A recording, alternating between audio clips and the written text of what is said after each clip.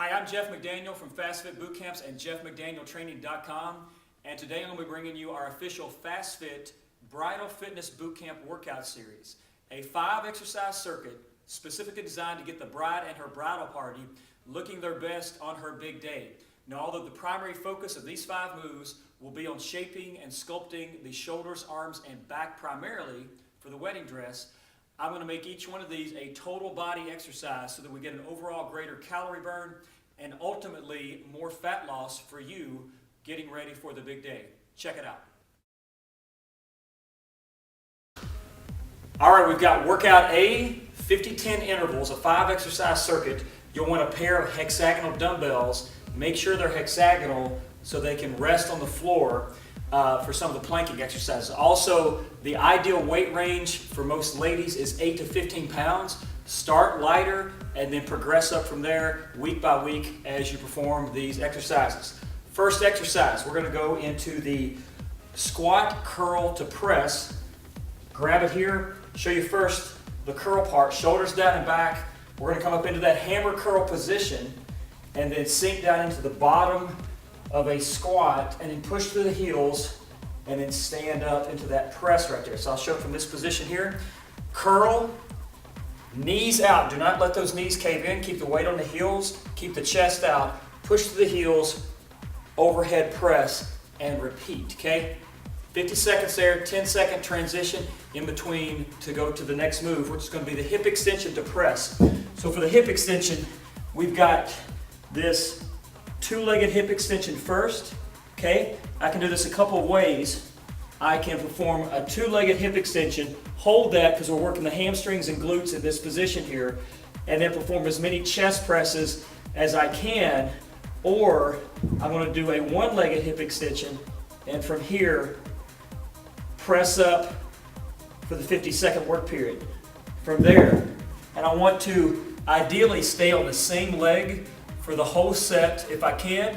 If it gets too challenging, simply switch legs halfway, but ideally 1-legged hip extension, which is great for the hip, the glute, hamstring, and we're also getting some great front shoulder work from that position right there. Then, station 3, we're going to move up into a dumbbell skier swing. So I'm going to come here. First off, feet are going to be inside hip width apart. Reach back. Let me show it first from a body weight position.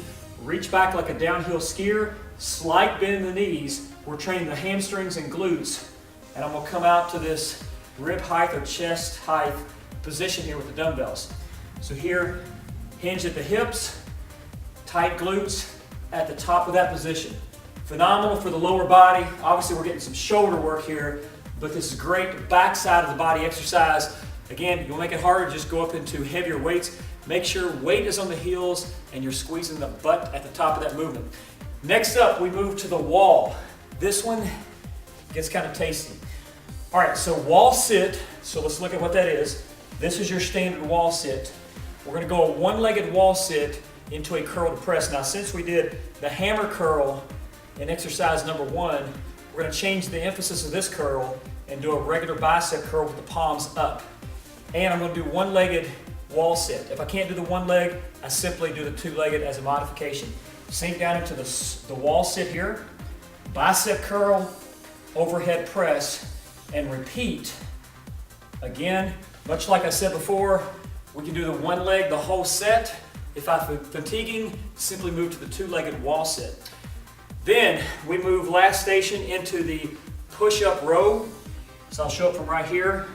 Again, we need hexagonal dumbbells to perform this so they don't roll on us. Come to that nice high planking position, tight abs, tight glutes, brace the core, squeeze the butt on this. 1 arm at a time, pull the elbow past the rib cage into that row, and I could even integrate a push-up and repeat that here. Again, a lot of core work going.